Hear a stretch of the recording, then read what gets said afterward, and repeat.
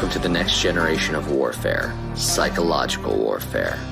In modern conflict, the mind is a potent weapon. Discover General Michael T. Flynn's groundbreaking guide, The Citizen's Guide to Fifth Generation Warfare. Unlock tactics, strategies, and the mindset to navigate this cognitive battlefield that we all find ourselves in. Equip yourself against manipulation and emerge unscathed. Unleash your potential. Order now.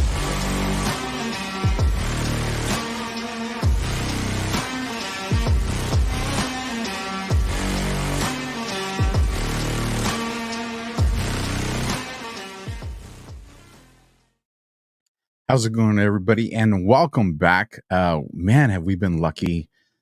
Extremely awesome guests. Show after show the last few weeks. We're just blessed here. You know, call it divine intervention, whatever it may be. And tonight's show is not going to be any different. This is the Alpha Warrior Show. I'm your host, Alpha, you guys. 9/11. Do you know what happened?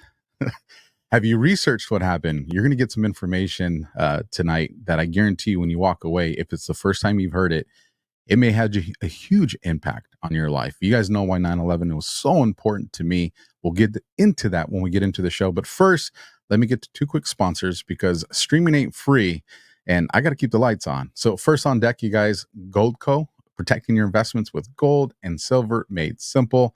alphalikesgold.com. Diversification, you guys. If you watch my show, you know how I feel about our government and our financial system. Not a lot of trust there. So it's no secret that I'm a big believer in diversifying your money with precious metals like gold and silver. But when it comes to buying precious metals, you need the right company in your corner. And that's why I've partnered up with the top-rated precious metal company, Goldco. Because reputation matters. Goldco is a 6-time 5,000 winner for 2022 Company of the Year. And they've helped people like you and me place over $2 billion in gold and silver. And right now they're offering my supporters up to $10,000 in bonus silver when you open up a qualified IRA account. This is your opportunity to protect yourself from our out of control, very corrupt government. Don't pass it up. Grab your phone, go to your keyboard, whatever it is you need to get the job done and take action today. At a bare minimum, at least arm yourself with the information and go to alphalikesgold.com. And then our last commercial, and then we're commercial free until the end of this show. America's favorite mustache, Mike Lindell, and I will see you guys in 60 seconds. My Towels solved the problem that we've all had with towels. You go into the stores and they feel lotiony and soft, but then you get them home and they wind dry you. That's why I made My Towels. They actually work, they're soft, and they absorb. And now I'm excited to announce 2 brand new lines of My Towels. What makes them the best towels ever is they're now made with 100% long staple Shapir cotton. This is a combed ring spun cotton that makes My Towels even softer and more absorbent than ever. And now you get a 6-piece set for an amazing introductory sale price as low as $29.98. So go to mypillow.com or call the number on your screen. Use your promo code to get My Towels for only $29.98. Or you can get my designer premium line for just $20 more. Either way, you save 50% now on all My Towels. They actually work. What a concept. This offer won't last long, so please order now. mypillow.com. You really gotta love Mike's 80s commercial. The man has a great heart. Make sure you go support him. When you support Mike, you support me and all the other content creators he helps. So now, my guest, you guys, please welcome San Francisco Bay Area architect Richard Gage, AIA, member of the American Institute of Architects and founder and former CEO of Architects and Engineers for 9/11 Truth. He, along with his courageous wife, Gail, continue to lead the charge toward a real investigation into the destruction of all 3 World Trade Center skyscrapers on 9/11 at richardgage911.org. And as always, you guys, the links are down in the description. So if you're just listening and watching, you don't got to pull over. Everything's saved for you, and all you got to do is click it. Let me bring on the guests you guys want to hear from today. Richard, how are you doing, sir? Doing great. It's great to be here with you, Alpha. No, absolutely. And, we talked a little bit pre-show, and I explained to you why, 9/11 is such a big deal to me. So I'll recap it real quick for those that are new, first-time watchers of the show. Was 2 days after 9/11 happened, I was in the recruiting office of the United States Marine Corps, where I would ultimately sign up for infantry and then find myself in 2003 going to combat, and having been a part of some things that I wish I could forget, and other things that are just a part of war. But it all stemmed off of something that happened on that day on 9/11, which you have done phenomenal work into to find the truth. So everybody has all these questions, and I like where you want to start with Building 7, because it doesn't seem to get a whole lot of love all the time. So, take us away. Where do you want to start with this? Yeah, this is indeed Building 7. And it was a high rise that went down on 9/11, and most architects and engineers know nothing about it. So yeah, let's share the screen, Alpha, and we'll get on it here. Because we don't want your audience to be the last to know. I know you've been talking about this here and there, but everybody doesn't know yet. I find this always to be the case, that 3 towers went down under very suspicious circumstances. And we've been talking about this in 24 different countries, about 700 times altogether. Presentations and an equal number of interviews, and yet still America is just not waking up yet about this. So we're going to change that today on the Alpha Warrior Show. I've been to conferences across the country with architects and engineers, and most of them don't know that a 3rd tower came down. I mean, this was a 47-story skyscraper, easily the tallest building in most of our states. And yet it came down, as we'll see, according to the official narrative, by normal office fires. And it was about 100 yards from the North Tower. And here it is standing just fine before as the towers had just come down. As you can see, the incredible dust clouds created there. The building stands just fine until about 5:20 in the afternoon, about 7 hours later, when this happens. And the east penthouse on the upper left comes down in an isolated event 6 seconds earlier, and then this happens. Well, what does that look like? We've all seen the old hotels in Las Vegas, for instance. It comes down exactly like that. And that's the proof that we're going to be making today. First, let's listen to Shyam Sunder of NIST give us the official narrative about this building's collapse. What we found was that uncontrolled building fires caused an extraordinary event. The collapse of World Trade Center 7 was primarily due to fire. Fires. Well, we should look at those fires. These are the worst fires that we have photographed or videos of in this building. They're few, they're small, and they're scattered. These are big fires, right, in high rises, and not one of them has come down prior to 9/11. No steel frame, fire protected structure has ever collapsed by fire in history. So this is an unprecedented event that NIST, the National Institute of Standards and Technology, is trying to convince the few people that had the attention span to listen to them that it came down by fire. We haven't lost any of these fires, fully engulfed fires, since 9/11 either.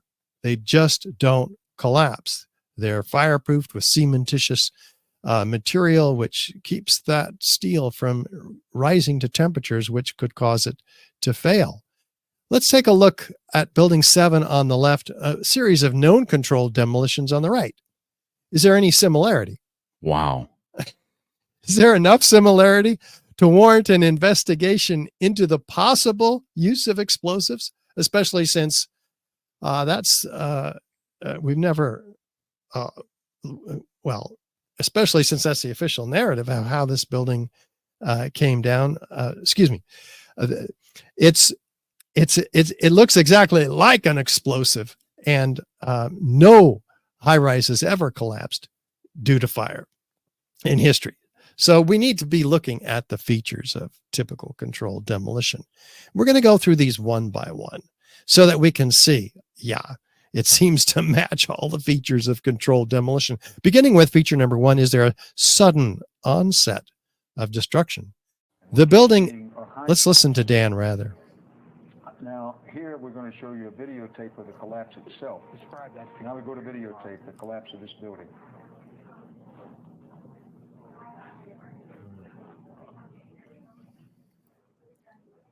It's amazing. Amazing, incredible, pick your word. For the third time today, it's reminiscent of those pictures we've all seen too much on television before, when a building was deliberately destroyed by well-placed dynamite to knock it down. What? What did you say, Dan? Deliberately destroyed by well-placed dynamite to knock it down? Well, he's using his intuition, as we all should. And the problem is he's never stated this since 9/11. And in fact, we've never seen, with 2 exceptions, this building played on mainstream media at all. It's like it's been swept under the rug. I'm one of 90,000 members of the American Institute of Architects. We did not receive one bulletin on this, the 3rd worst structural failure in modern history. It just has been swept under the rug completely. Feature number 2, is there a straight down symmetrical collapse? Let's go to West Street and take a look from there. Yeah, pretty straight down, pretty symmetrical. How hard is this to accomplish?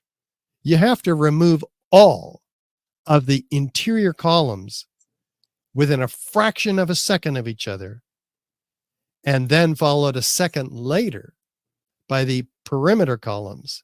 Any deviation in that pattern at all, and the building will begin to tip over uncontrollably. And there are many examples, in fact, of failed controlled demolition. So how does that get accomplished by these fires? Do these fires have that level of precision to remove all of the interior columns at once? Obviously not. It begins to be pretty clear here. Let's see how fast this building's coming down. In fact, physicists have determined that it came down at free fall acceleration. That's as fast as a bowling ball falling out of the sky. Well, how does that happen? A bowling ball has no resistance under it. This building had 40,000 tons of fireproof steel frame, moment resisting structure, extremely strong.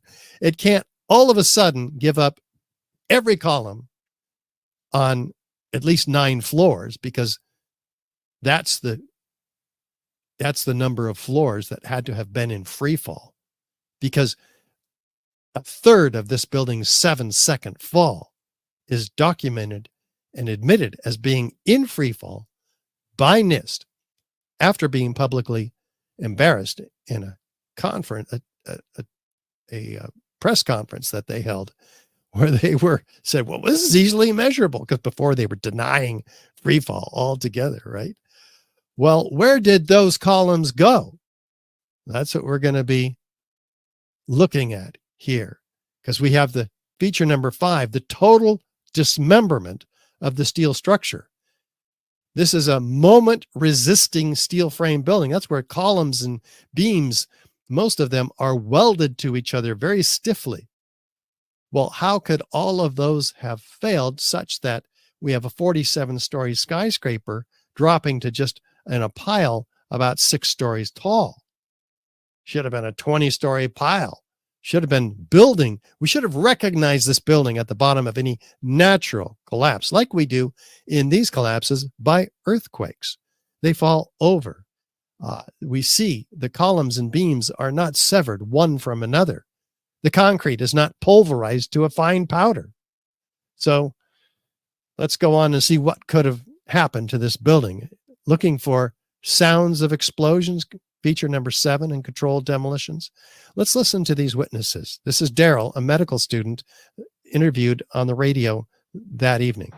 We were watching the building actually because it was on fire. The bottom floors of the building were on fire, and we heard this sound that sounded like a clap of thunder. Turned around, we were shocked to see that the building was Well, it looked like there was a shock wave ripping through the building, and the windows all busted out, and it was horrifying. And then, about a second later, the bottom floor caved out. About a second later, the bottom floor caved out and the building starts collapsing. So these witnesses are hearing explosions before the collapse of the building. Listen to Kevin McPadden, former Air Force medic. You heard explosions, like boom. It's like a distinct sound. It's not like when in compression, like boom, boom, boom, boom, boom, like floors that were dropping and collapsing. This was boom, and like you felt a rumble in the ground, like almost like you wanted to grab onto something. That, to me, I knew that was an explosion. There was no doubt in my mind. No doubt in his mind, nor the mind of this gentleman, Bill Rosati. I was standing like 2 blocks away, and all of a sudden I just seen a big flash, and then I seen the building coming down, and I just seen people just running everywhere, chaotic like. Okay, that's helpful. Well, what do the experts say? This is Danny Jowenko. Danny Jowenko is the expert on this in Europe. What did he say? Dit is controlled demolition. Zeker weten, zeker weten. Er is nagesprongen. Dit is in opdracht gebeurd. Dit heeft een team gedaan van experts. Okay, and it's very clear. Kamal Obeid, structural engineer, a localized failure in a steel frame building like World Trade Center 7 cannot cause a catastrophic collapse like a house of cards without a simultaneous and patterned loss of several of its columns at key locations within the building. Not going to happen. How about the University of Alaska, who engaged in a 4-year, $300,000 study to determine whether NIST was correct in its assessment of this building coming down by fire? Well, this is one of the top forensic structural engineers in the country, Professor Leroy Halsey, who engaged in this effort, which he put all of the structural engineering materials into the 2 different programs, SAP 2000 and Abacus. And he modeled what would fire do? What would be the effect of fire? Well, he found out that it wouldn't, he found out that, let's see, there we go. On the right is NIST's computer model, which makes no sense at all because it doesn't look anything like the video in the center of what we've been looking at regarding this building's collapse. Well, the University of Alaska said, gosh, once we fail all of the columns in the building simultaneously within a fraction of a second on the interior, and then a second or so later, the exterior columns on that floor, we can get it pretty much to look like the original video of the collapse. And that's the only way. Fire did not bring this building down, they concluded. In fact, temperature was not hot enough to cause weakening of the steel framing. Thermal expansion, NIST's theory, did not result in a loss of support for the beams and girders, and it didn't experience a progressive collapse as claimed by NIST, but a global collapse caused by the near simultaneous failure of all of its columns. So what can do that? Well, we're going to see right now as we look at the evidence of what could have done that. Is there any evidence of ignited thermite? Thermite is an incendiary used by the military to cut through steel like a hot knife through butter. And in fact, that's exactly what has been given to us in the metallurgical examination of the steel by FEMA before NIST took this investigation over in 2002. So this is from Appendix C of the May 2002 Building Performance Assessment Team report by FEMA. What do they find? Never before observed eutectic reactions causing intergranular melting, causing a solid steel girder to turn into Swiss cheese, like we see in this piece of World Trade Center 7 steel. Guess what? Fire doesn't do this to steel. It doesn't happen. Silver dollar size holes they find in the steel. Office fires don't melt steel. rapid oxidation, sulfidation. Where did the sulfur come from? Liquid iron, that's molten iron. How hot does it need to be to melt steel? 2,800 degrees Fahrenheit. How hot were these office fires? Maybe 1,000 degrees at the hottest. These were not hot office fires. The hottest office fires get typically is 1,000 or 1,500 degrees Fahrenheit. That's less than half the temperature needed to melt steel. This is extremely important. Hot sulfur corrosion attack on the steel. They don't know where this comes from. The author of the report, Jonathan Barnett, fire protection engineer, says steel members in the debris pile appear to have been partly evaporated in extraordinarily high temperatures. There's a problem here, right? It takes 4,000 degrees to evaporate steel, only 2,800 degrees to melt it. And we have the evidence of evaporated steel here. This is a real problem. This is documented by UC Berkeley professor Abulhassan Astani Azal. But he doesn't know how this happened. He assumes it happened down in the pile. Well, we can tell by the temperature, by the color of molten metals like this, what its temperature is. This is a photo from the World Trade Center steel. Dripping molten metal, yellow and white hot, exceeding 2,500 degrees. There's no question about this. Nobody argues about this. They don't touch this evidence with a 10-foot pole. Is there any other evidence of ignited incendiaries in the dust itself? Well, the USGS, the U.S. Geological Survey, gives it to us again on a silver platter in their particle atlas put out in 2005. This is the study of the World Trade Center dust, in which they find billions of what? Previously molten, that's again 2,800 degree temperatures. Iron, where does the iron come from? Molten iron is the byproduct of thermite. And spheres, about the diameter of a human hair on average. You can see them with the naked eye. They're in all the dust samples. They don't know where they came from. They have no clue, no idea. They don't even speculate. But up to 6% of these dust samples are previously molten iron microspheres, comprising up to 4 tons of evidence in all the World Trade Center dust samples of thermite incendiaries. In fact, the EPA says, gosh, they're in all the dust samples, these previously molten iron microspheres. Let's use it to distinguish the World Trade Center dust from common office building dust. So they don't know what it is, but it's a signature component. In other words, it's not even World Trade Center dust unless it has these previously molten iron microspheres in it. Well, where do they come from? Let's do an experiment. Experiment is the arbiter of competing hypotheses. And in this experiment, you have thermite, a small amount of thermite producing thousands of what look like sparks, but what are molten iron microspheres that cool and fall in the pan. That's just because molten or aerosolized liquids like molten iron under high pressure conditions like that form themselves into spheres. That's what raindrops do. So the surface tension of small droplets. Could that be what's toasting the tops of these cars parked around the World Trade Center? Falling liquid molten iron.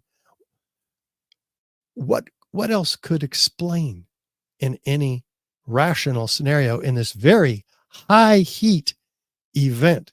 What could explain the toasting of those tops of those cars? I've never even seen the pictures of those cars before. Yeah, it's pretty incredible. They're just toasted, and they light on fire also. So we have other evidence of unignited thermite in the dust. A team of 8 international scientists, led by Niels Harrit in Copenhagen, are sent 7 independently collected samples of this dust because people had heard about their work, and they wanted them to know, well, what's in my dust? Like Jeanette McKinley from the apartment on the right on Liberty Street, across the street from the South Tower. All their windows blew in due to the incredible explosives that we're going to be looking at. And in these dust samples, this team finds these red-gray chips. They thought they were paint at first, right? But they're attracted by a magnet. So they have a high iron content. Well, that's not paint. They get real curious, and they zoom in or do an analysis on the red layer, because that's where the iron would be. Yep, they find iron and aluminum. Iron and aluminum, the ingredients of thermite. What's that doing in these chips? This is not normal paint. So they get a nuclear microscope and zoom in 50,000 times and find what? Iron oxide crystals and aluminum platelets, 1,000 times smaller than the diameter of a human hair. Nanoparticles, nano engineering. And this is set in a matrix, a bed of oxygen, silica, carbon, organic material, which is used in TNT, for instance, for rapid expansion, which knocks things over. That's what explosives do. Whereas incendiaries traditionally work by means of extreme heat, up to 4,000 degrees, in fact. So here it looks like there is an attempt to engineer an incendiary to become more explosive. In fact, the peer-reviewed literature of Lawrence Livermore Lab and Los Alamos Lab have done studies on this. They call it super thermite. It's been studied prior to 9/11. And when they put these chips in a differential scanning calorimeter, a fancy heater, which measures the resultant energy of an ignition, which occurs here at about 750 or 800 degrees, that's exactly what happened with the chips that the team of 8 scientists put in the scanning calorimeter. What happened? But so it's an exothermic reaction is the point here. It's a thermitic reaction. But what also happens when this goes down? We have, in fact, there it is, molten iron microspheres are created with the same chemical signature as the molten iron microspheres that were found not only by the USGS, but R.J. Lee Group, an environmental consulting firm, and with the same chemical signature. So we know exactly where all those molten iron microspheres came from. There is no question anymore. This is called science, by the way. And what this disproves the NIST theory of how these buildings came down, as a matter of fact, and shows how they came down. See, these materials, this is not made in a cave in Afghanistan. This is extremely sophisticated material made only in the most advanced defense contracting laboratories. So if we can get a real investigation by some real criminal investigators who are not involved in covering up the truth, but getting to it, they would find that the red layer, just like the team of 8 international scientists found in the Bentham Open Chemical Physics Journal, the peer-reviewed 24-page paper put out in 2009, they found that the red layer is active, unreacted material, incorporating nanotechnology. It's a highly energetic pyrotechnic or explosive material because they engineered the incendiary to become more explosive. So this evidence we have already submitted in 60 exhibits to the U.S. attorney in Lower Manhattan. And we're going to be following up with the episodes of this film series, 9/11 Crime Scene to Courtroom. We've already filmed it. We're in post-production now and editing. And so this is an opportunity for everybody to co-produce the film because we are raising the funds needed to co-produce the film. About $25,000 needed. So yes, we're still on the ball getting this thing done, and it could get done a lot faster if we get some support. But we have to ask ourselves now, okay, that evidence for Building 7 leaves most of us in a very uncomfortable place psychologically, because that was obviously a controlled demolition, right? That's what the evidence shows. 99 to 100% of the people in 700 presentations I've given, when asked, do we need a new investigation? Is this controlled demolition? All the hands go up.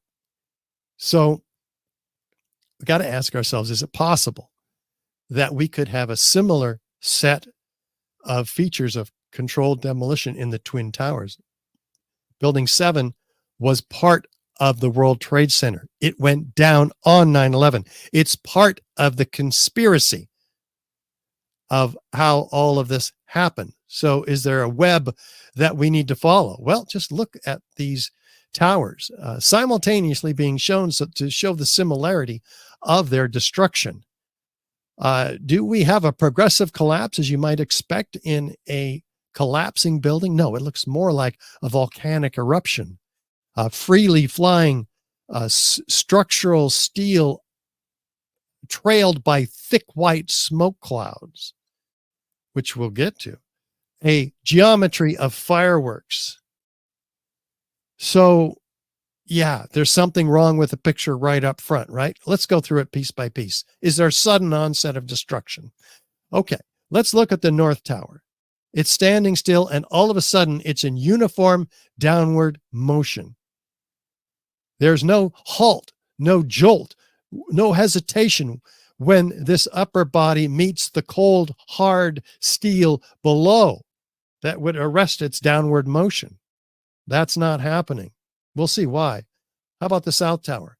It's standing still, and all of a sudden, it's in uniform downward motion. Suddenly.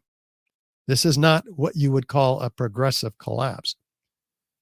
NIST says, well, the top part was so heavy that it drove the rest of the building down to the ground and then destroyed itself. That's their theory. It's called the crush down, crush up theory. But it suffers from Newton's third law of motion, first of all. There's an equal and opposite destructive force when two bodies collide. It's going to look a lot different than that. But this is the subject of a peer-reviewed paper that Zdenek Bazant from Chicago Northwestern University put forth. A very complex paper that took engineers 10 years to decode, by the way. And in it, he submitted this just 2 days after 9/11. Whoa. Us are in shock, right? What were you doing the 2 days after 9/11, Alpha? I know what you were doing. You told us you were getting ready to go into Afghanistan and Iraq and get those bastards that did this to us, right? Yeah. I was in the same place. I mean, I wasn't ready to go to war, but I felt like it. And so this guy's in his den producing the paper that remains today the key theoretical basis for NIST's column failure theory. They kind of renamed it. Well, wait a minute. As I mentioned, there's an equal and opposite destructive force when two bodies collide. Who's going to win, the Volkswagen or the Mack truck? The Mack truck wins. Does it matter if we drop the Volkswagen onto the Mack truck? No. The upper, weaker, lighter part of the structure cannot possibly destroy the cold, hard, intact steel, which, by the way, is weak at the top. Small steel beams like this, but they get heavier and heavier and heavier as we go down the building until midway, we're 36 inches by 16 inches, 2 inches thick, and heavier and heavier and heavier until at the bottom, we're 52 inches by 22 inches. and almost solid steel. Is that Volkswagen just going to destroy this? No, Not a chance. not a chance. Is it destroying it? Take a look. You tell me. The upper part, is it destroying the lower part? I'll make it easier on you. Watch the lower red line here. Is it going down? No, the upper part is being destroyed. It's telescoping in on itself. It's being destroyed itself by something else. If it were destroying the rest of the building, we'd see it, but none of the photos, none of the videos show an upper section driving the rest of the building get down. It's gone in 3 seconds, as we just saw.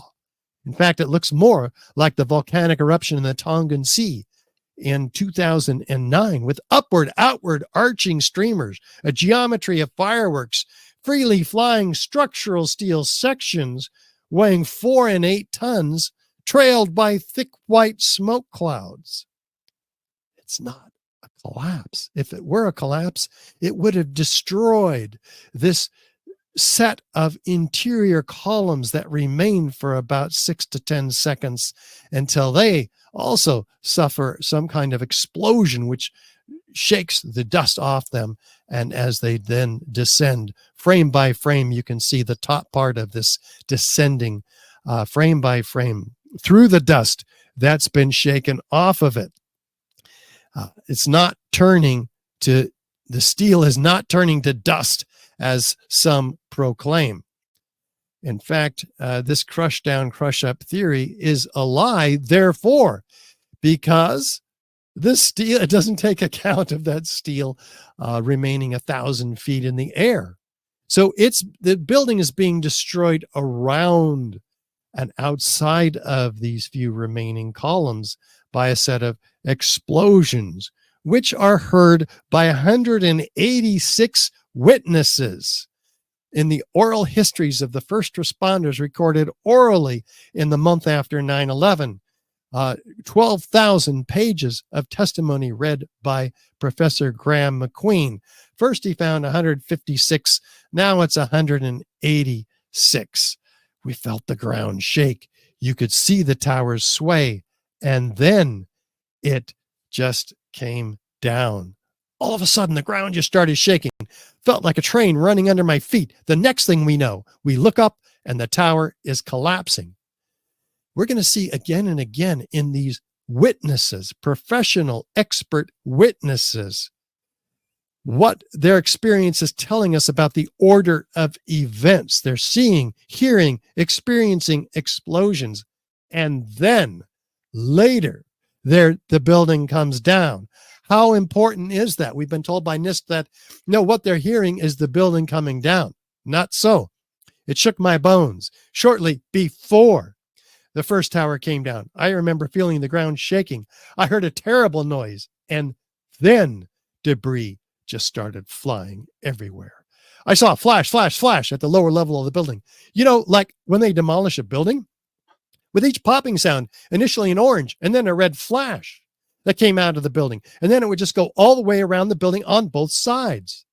Saw a number of brief light sources being emitted from inside the building between floors 10 and 15. He saw about 6 of these brief flashes accompanied by a crackling sound before the tower collapsed. I saw low-level flashes. I saw flash, flash, flash, and then it looked like the building came down. Do you ever see professional demolition where they set charges on certain floors and you hear pop, pop, pop? When I heard that friggin' noise, that's when I saw the building coming down. An explosion appeared at the very top simultaneously from all 4 sides. Material shot out horizontally. And then there seemed to be a momentary delay before you could see the beginning of the collapse. How specific do these witnesses need to be? There was an explosion on the South Tower, one floor under another. When it hit about the 5th floor, I figured it was a bomb because it looked like a synchronized, deliberate kind of thing. Seemed like on television when they blow up these buildings. Seemed like it was going all the way around like a belt. All these explosions. The building was blowing out on all 4 sides. We actually heard the pops. You know, you heard the pops of the building. I thought the terrorists planted explosives somewhere in the building. That's how loud it was. A crackling explosive. Another loud boom at the upper floors. And then there's a series of smaller explosions which appeared to go completely around the building at the upper floors. And another loud earth-shattering blast with a large fireball that blew out more debris. The lower level of the building, like when they demolish a building, that's what I thought I saw. Did you see any flashes? I said, yes. I thought it was just me. He said, no, I saw them too.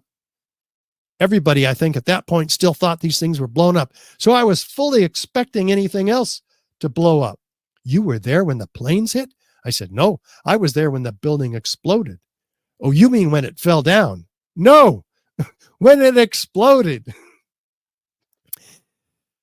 They try to lead these witnesses. How many of these witnesses, Alpha, do you think that NIST included in their draft or final report on how this building came down? I would guess zero. And it's crazy because coming from someone whose career was in investigations, witness statements are so important to painting the picture of what happened. And they claim to have interviewed over 100 first responders. So like they missed every one of these.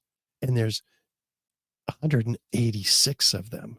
Let's look at the South Tower. Does it go straight down? Go ahead. And it's important, Richard, that people understand that these are first responder witness statements, because these are people who have the training to recognize details and remember details in chaotic situations. When a lot of people are stressed, these people are trained to listen for the specifics and the visuals. So like their witness statements are so important. Excellent point. And it was totally ignored. And of course, they were abused after that without proper medical care and financing for that. Well, feature number 3, is there a straight down symmetrical progression? Let's take a look at the South Tower. It's an anomaly. It begins to fall over, actually. In fact, it's falling 20 degrees off of the vertical. So we have asymmetrical loading from this upper section of the South Tower. We have asymmetrical damage from the fires. We have asymmetrical damage from the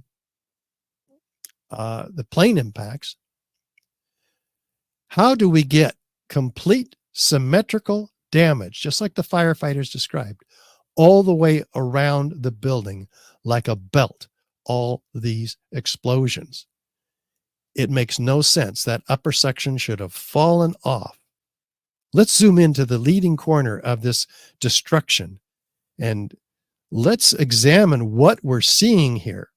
What I'm seeing is a series of about a dozen independent explosions, about every third floor or so, leading down the building, in addition to this squib, which we'll get to later, and the lowest level there.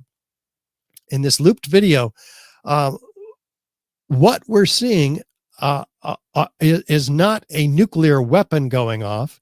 It's not directed energy weapons. It's individually placed explosions that are easily isolated and determined and heard by the witnesses. Pop, pop, pop.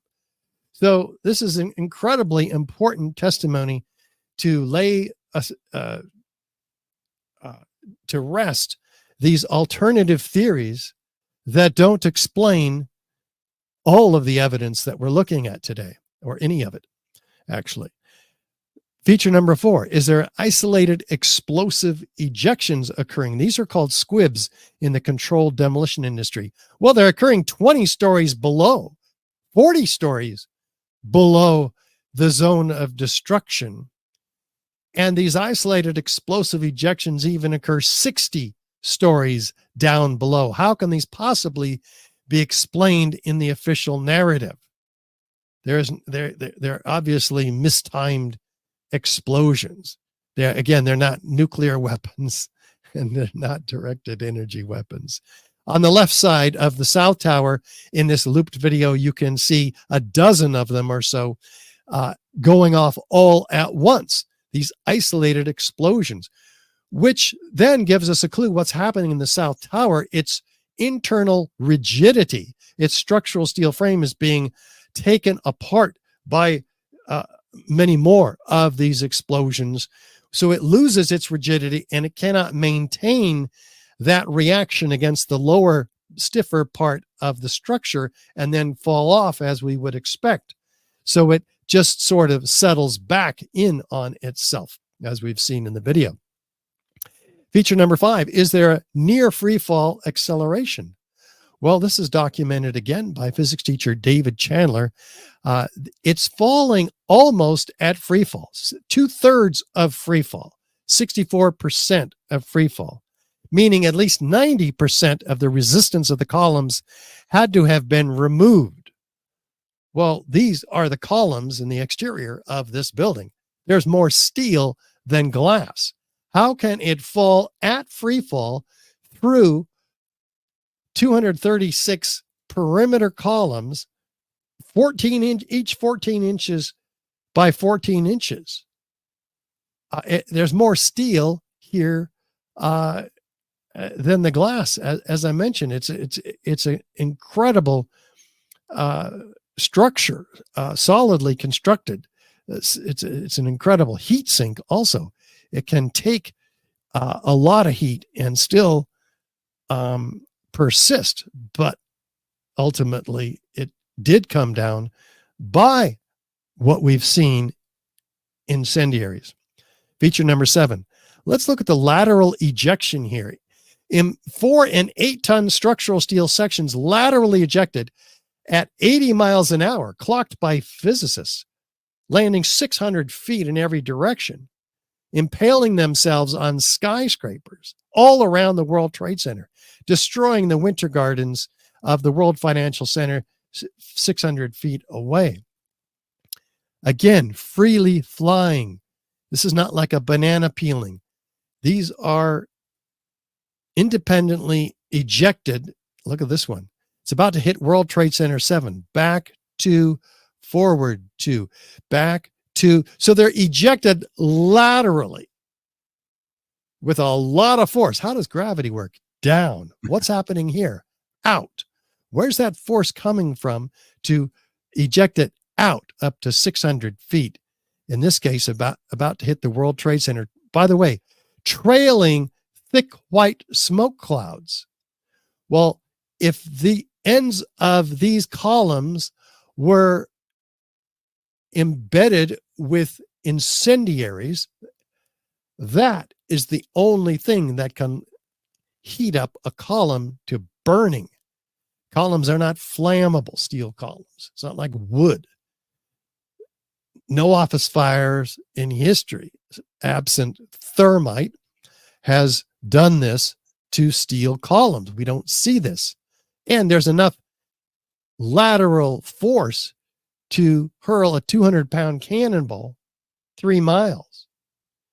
So, by the way, if 100,000 tons of steel framing is distributed outside the footprint of these buildings, what's left to crush the building? This is nearly 3/4 of the weight of the building, the steel, 100,000 tons, at least more. It's 2/3 really.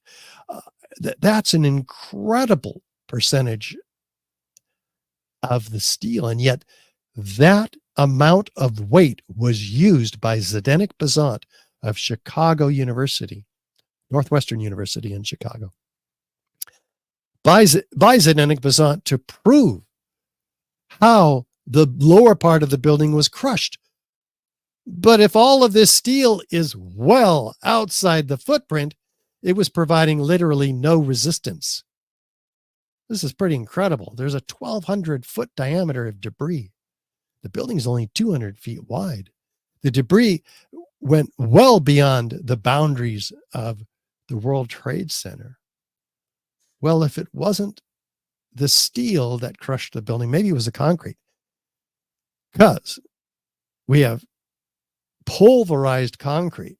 We're going to be looking at here. We had 110 concrete floors, each of them an acre in size. 4 and 8 inches thick. An incredible system these floors were, with that concrete over metal decking and lightweight steel trusses. Well, what happened to them? We don't see them. At the bottom, there should be a pile of 110 pancakes. We see pancakes on the right in a real gravitational collapse in Mexico. We don't see that. We don't see 50 of them. We don't see 10 of them. We don't see one nearly acre-sized floor at the bottom. It is missing. Where did 110 floors go? Where's the concrete?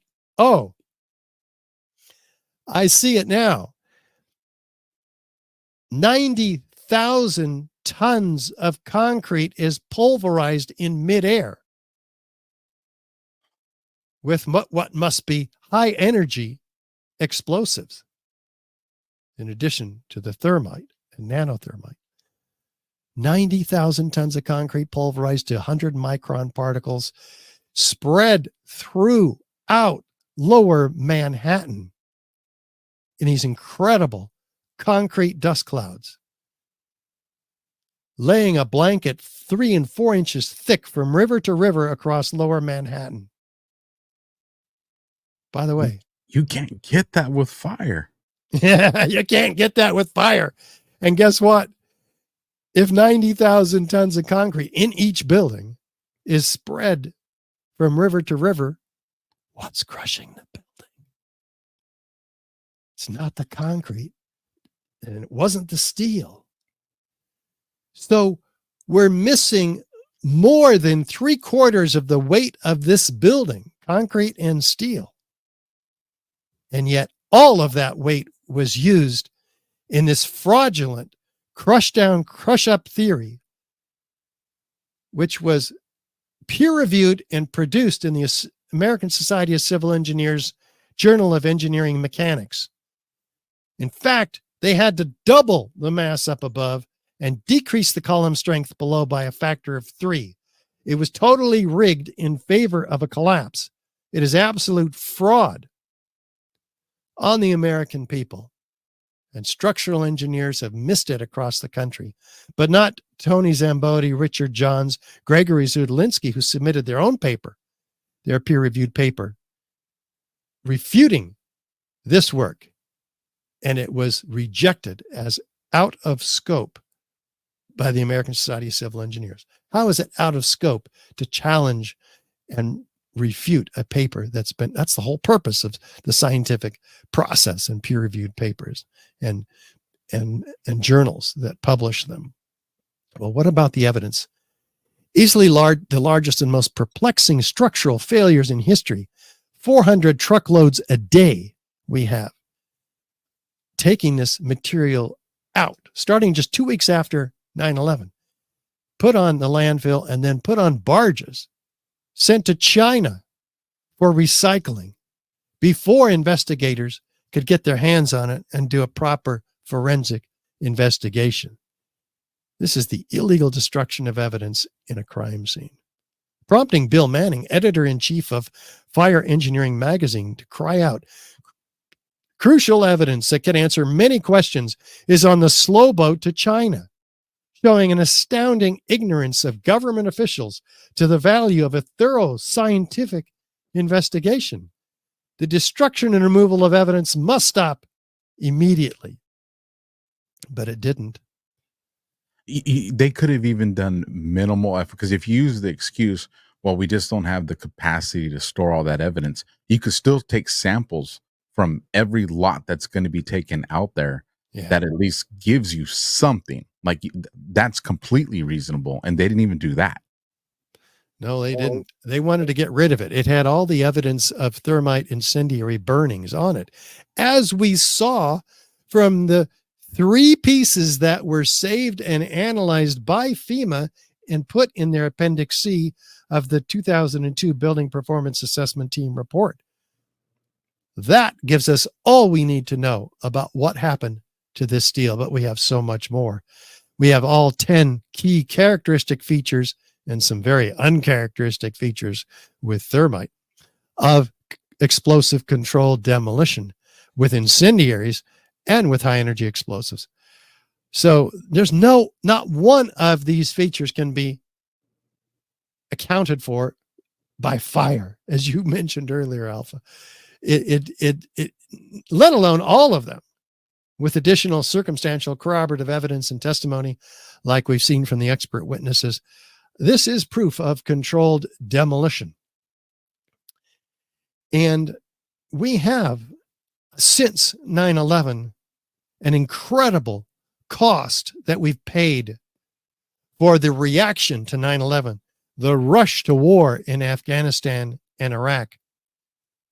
And Brown University actually did quite the study. They found that the Afghanistan 20-year war cost us $14 trillion. And the post 9/11 wars altogether, because there were about 5 or 7 of them, depending on how you count it, $8 trillion, 1 million deaths, 38 million refugees and displaced, 7,000 U.S. soldiers killed in the course of combat, and many times that, 4 times that, have taken their own lives since coming back. You have a comment on that, Alpha? That's what I was going to say. There are people still losing their lives till this day as a result of 9/11 because of the aftermath and trauma that they experienced when they went to Afghanistan or they went to Iraq. We still have service members in every single branch that are committing suicide because of that. So that's a number that is continually growing. And why is that happening? The stuff that we had to do and expose and saw out there, it does something to the human psyche, and not everybody is capable of surviving that, and they become victims where it's too heavy of a burden, and they do self-inflicted injuries and take their own lives because it's a burden they just can't carry. Wow. I mean, I can't even imagine. And that cost alone exceeds these numbers of dollars. So, and this is why we have to expose this. It's not just about buildings. I mean, 3,500 architects are testifying. They signed publicly the petition demanding a new investigation based on the obvious evidence of explosive controlled demolition of these buildings. But the cost of 9/11, the false flag operation, the complete manipulation of the American people and people of the world with enough control and capital and mainstream media domination to drive many nations to war, even under circumstances in Iraq where it was obvious very quickly that Saddam Hussein had no ties to Osama bin Laden and no weapons of mass destruction, that this was all a ruse to inflict the agenda of the Project for a New American Century, a neocon think tank, who were brought in with the Bush administration, but before they were brought in, they established their goals: regional hegemony in the Middle East, a vast increase in the military budget. But they said in their paper, Rebuilding America's Defenses, absent a catalyzing and catastrophic event like a new Pearl Harbor, these goals will likely take a long, long time. And Bush wrote in his diary after the night after 9/11, today we had our new Pearl Harbor. So they tell us what they're going to do, and then they do it. And we've seen it happen again in the last 3 years with COVID and the false solution to the false problem. So I'm trying to wake up the American people to the incredible scam that's been put upon us, because once you get this, you start asking yourself, well, what else have they lied about? Turns out, yeah, they lied from beginning to end, every aspect of COVID and the quote vaccine. So Gail and I, in our efforts to expose this truth, have developed a presentation on the parallels between 9/11 and COVID, because we have to reach the health freedom movement about 9/11, because it reinforces everything they're doing. Because what happened after 9/11 with the Patriot Act, the Military Commissions Act, the National Authorization Act of 2012 paved the way for what they could do with COVID, with surveillance. And for instance, any of us can be arrested now without a right to a lawyer, a trial, a jury. We can be tortured and even assassinated, American citizens, and it's been done. So that's what the Patriot Act, et cetera, gave us. And that's what they're doing to us. And I'm thinking reaching the freedom movement about 9/11 and reaching the 9/11 truth movement about the truth about COVID, because many of them have swallowed the blue pill about COVID, and they need to wake up about that also. It's very interesting phenomena. You can be awake and alert about the scam of 9/11 and buy right into the vaccine, and many of them have taken it. So we've produced documentaries on the 9/11 side, 9/11 explosive evidence experts speak out, with 24 high-rise architects, structural engineers, metallurgists, chemists, physicists, controlled demolition experts, all laying out this evidence. The movie Seven by Dylan Avery, exposing the 4-year study that the University of Alaska has done, which exposes the NIST lie. And then the 15-minute documentary just on Building 7, narrated by actor Ed Asner. All important tools in the wake-up process, all available on our website, richardgage911.org.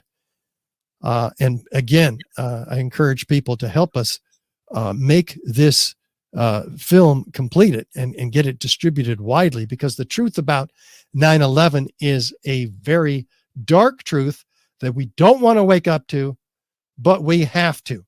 Sometimes the truth is painful, and it forces us at some point to draw a line in the sand. And each of us have to ask ourselves independently, where do I draw my line in the sand?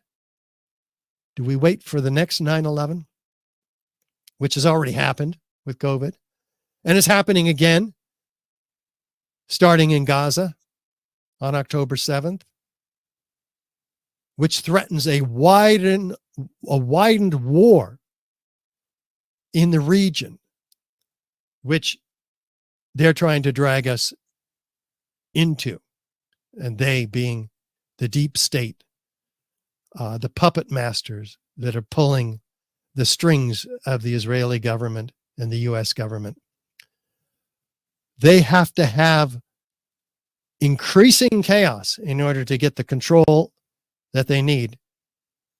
And I have also therefore engaged in an article series, 20 articles long, about the parallels between 9/11 and Gaza.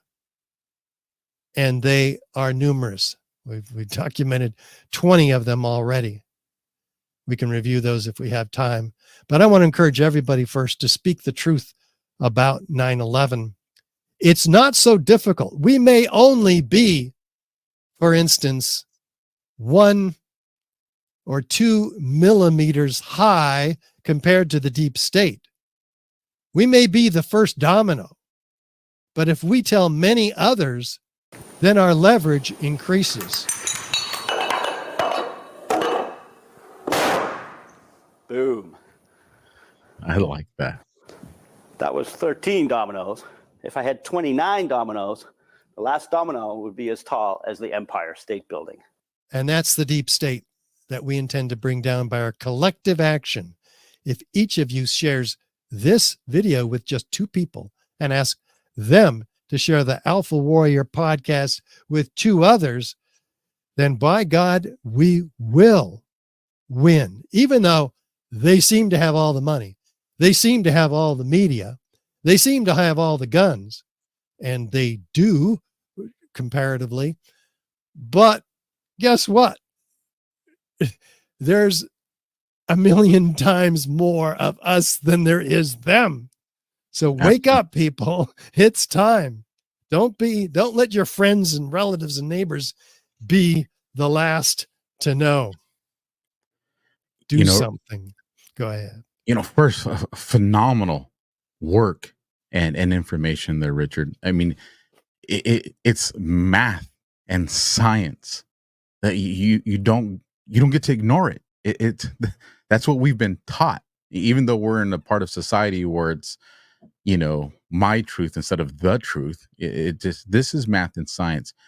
And through war and even law enforcement, when the fire department gets called out somewhere, we're always the first ones on scene to secure it, so the fire trucks and they can do their job. So I've had the chance to see, large homes and condos and buildings, have some really tremendous fires. Obviously nothing to the extent of the World Trade Centers, but nonetheless, you see these other structures that don't have near the sophistication or the strength of the World Trade Centers. And I've seen fires that go on for hours with wooden and very weak steel frames still very much standing and holding their structure. But it also shows that, how much of a science they have manipulation and propaganda down, because, I consider myself a fairly common sense person. And yet I bought it hook, line, and sinker to the point where I signed my life to a contract to go to the military.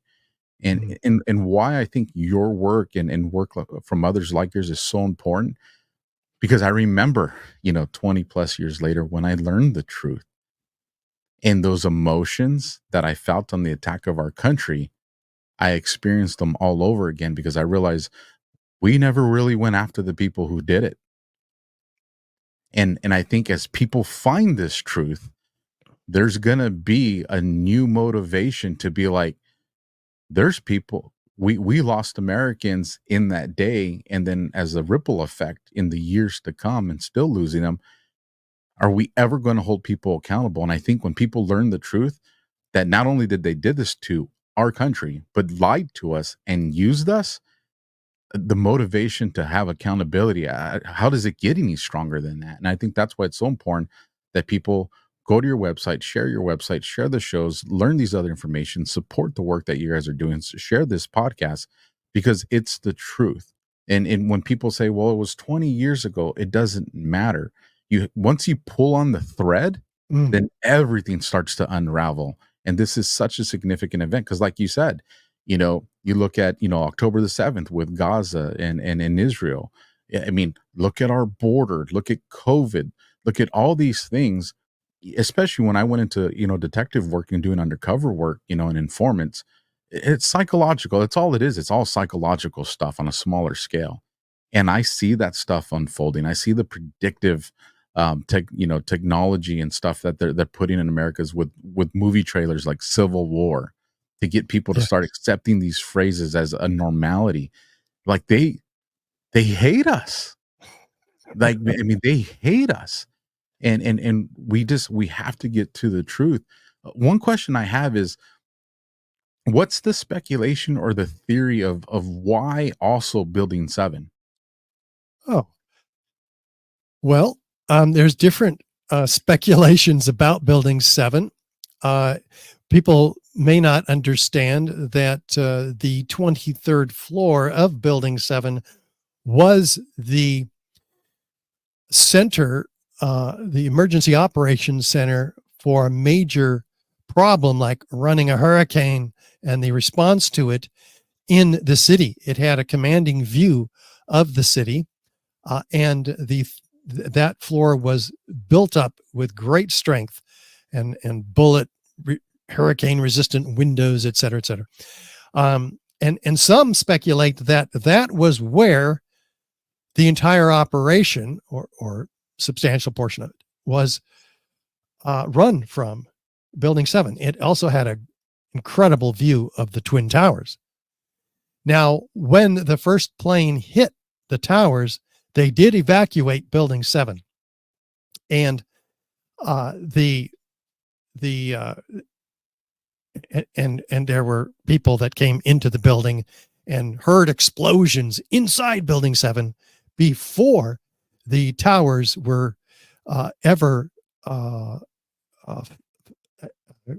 destroyed with the explosives.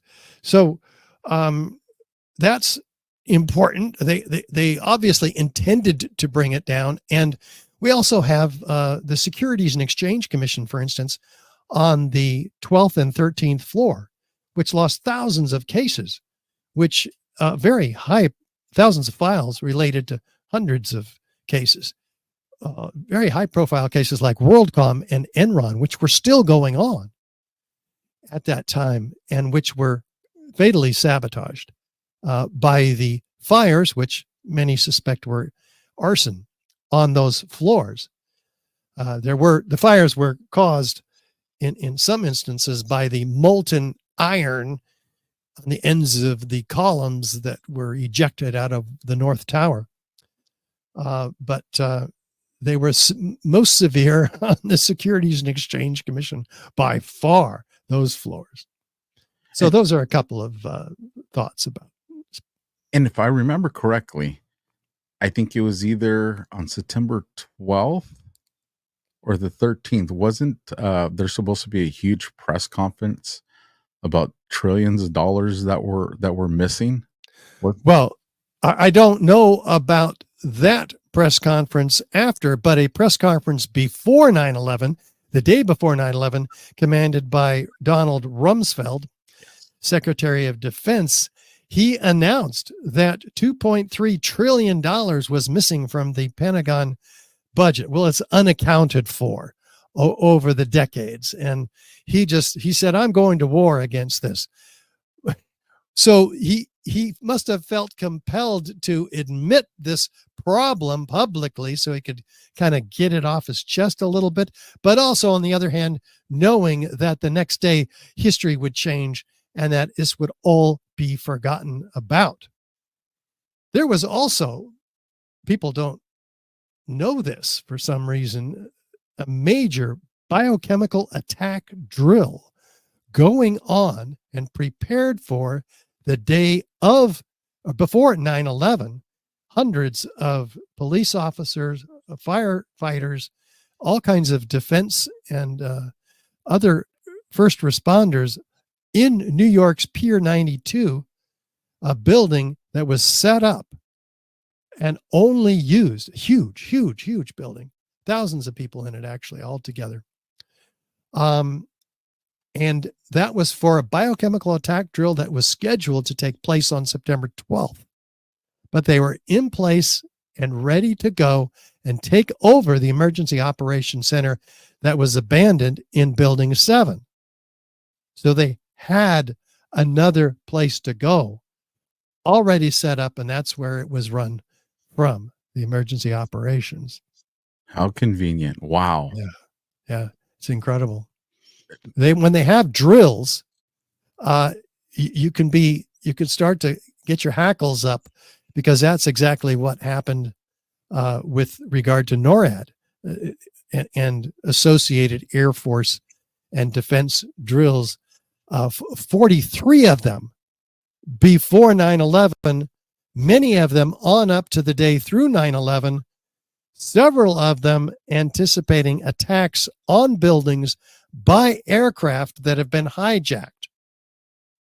So the radar techs of NORAD had false blips on their screen, completely confusing them, paralyzing them as to how to respond to a real world event. In fact, they're saying to each other, is this real world or is this the exercise?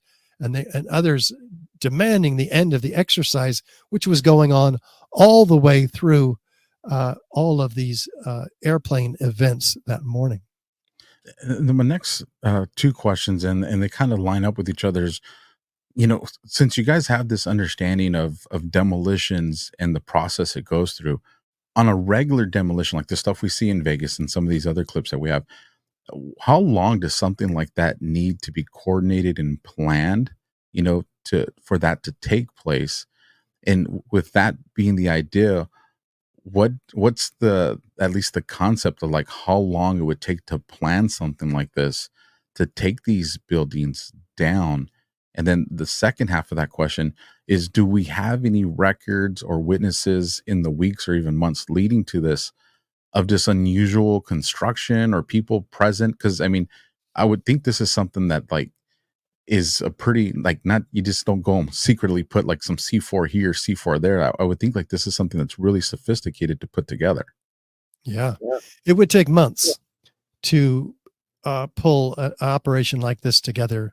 And it doesn't happen on the day of 9/11. For instance, in Building 7, Larry Silverstein is kind of caught with his pants down. A year later, interviewed on PBS America Rebuilds program.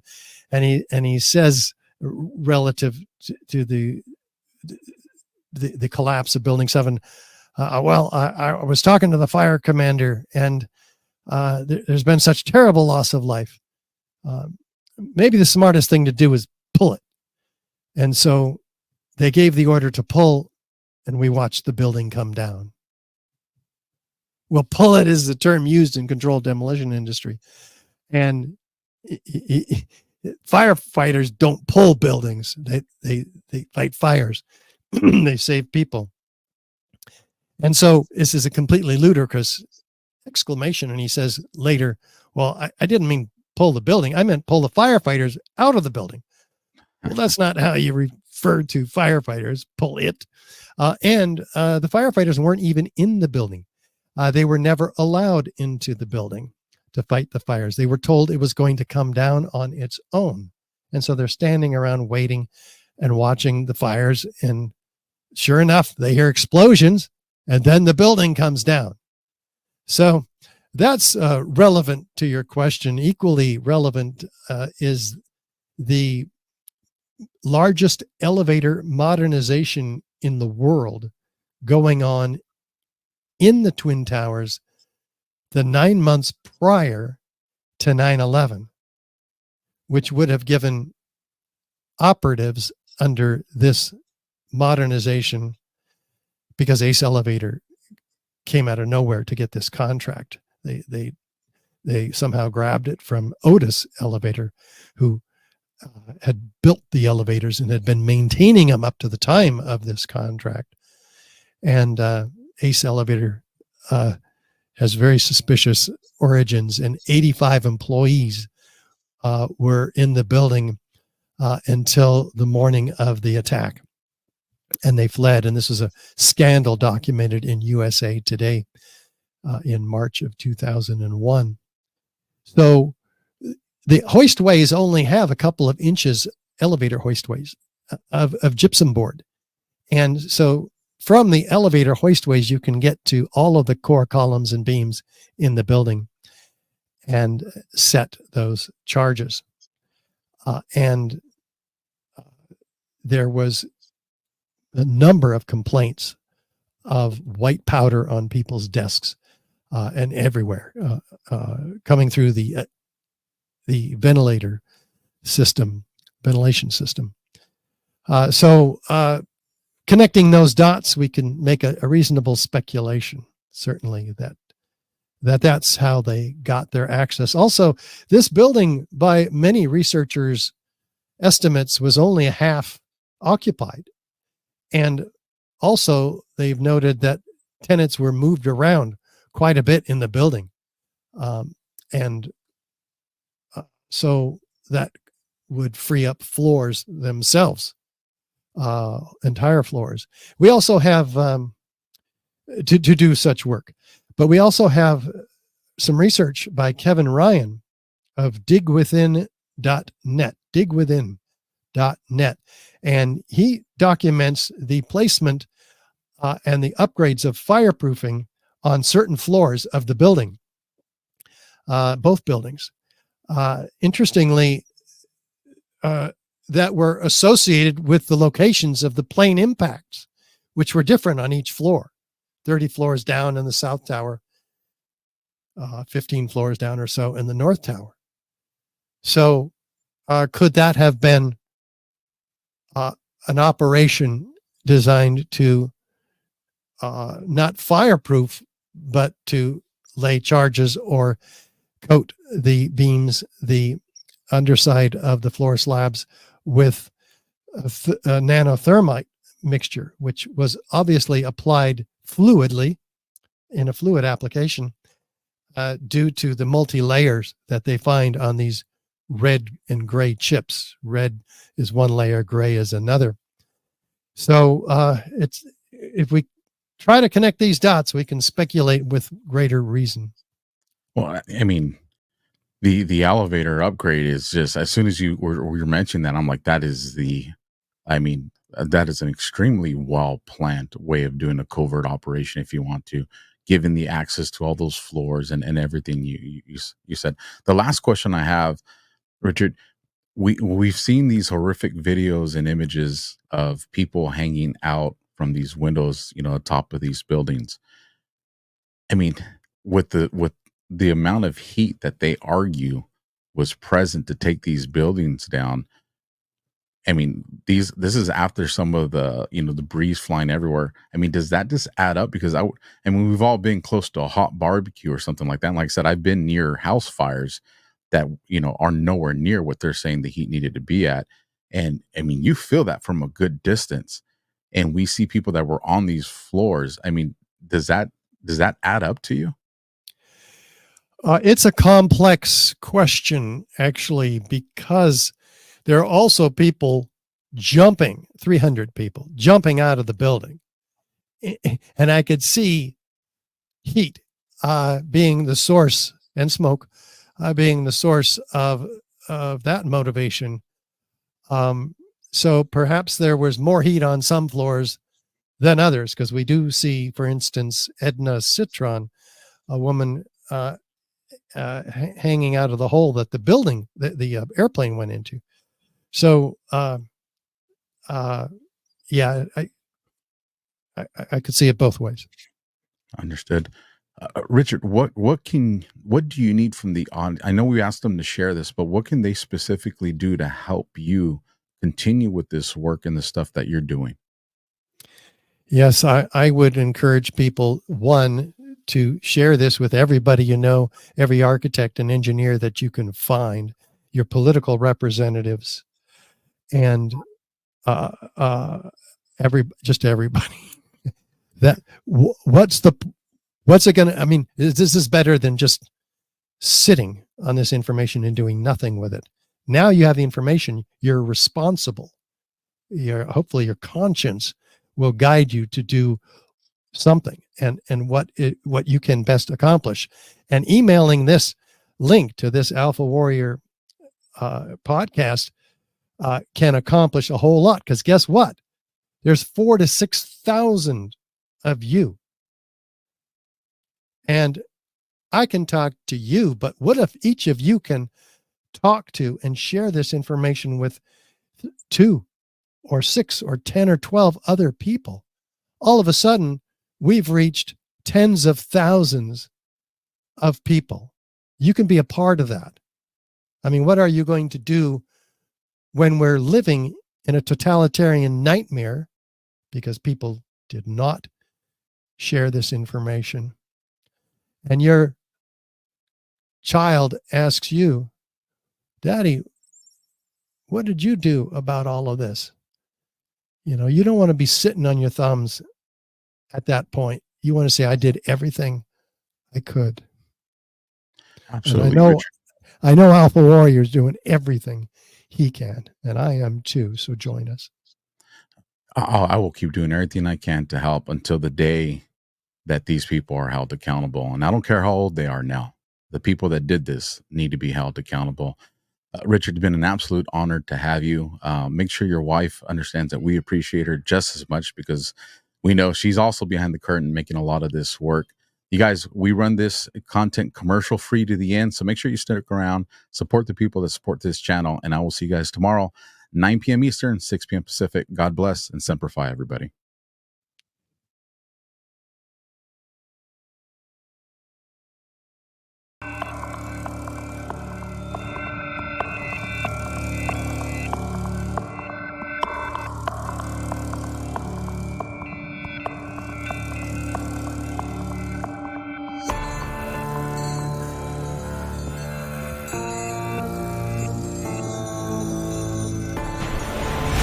president's former national security advisor, Lieutenant General Michael Flynn, pleading guilty today to lying to the FBI.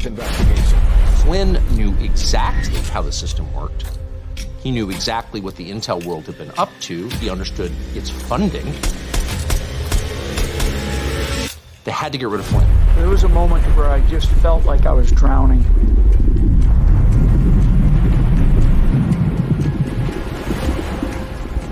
So I'm in there with these other political appointees. They're all supposed to go in there and tell what they believe to be the truth. What they did was they took my assessment and they wanted me to change it. And I was like, I'm not changing it. He was, by definition, the most dangerous possible person for Donald Trump to hire. President Obama said, but I do have one specific recommendation. Stay away from Michael Flynn. He's bad news. Over time, instead of being pounded down below the surface of the ocean, we started to fight. I'm now above the surface.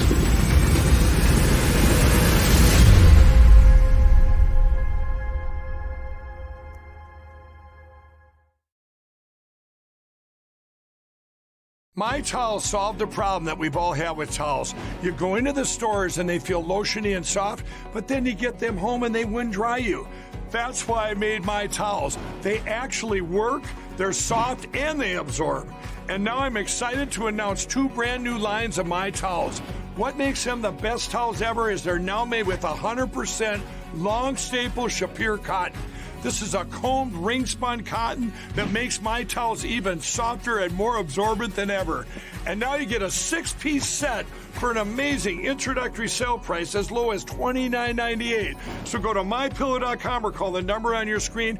Use your promo code to get My Towels for only $29.98. Or you can get my designer premium line for just $20 more. Either way, you save 50% now on all My Towels. They actually work. What a concept. This offer won't last long, so please order now. MyPillow.com. Are you worried about the effects that higher inflation rates will have on your investments? Are you trying to secure your retirement savings against losses, but you notice that inflation is a hot topic these days? But how dangerous are low inflation rates on your retirement savings? An inflation rate of 2% may not seem like much, but it means that prices will just about quintuple over the lifetime of the average American. And 4% average inflation rate means that something that costs $1 when they're born will cost $23 when they die.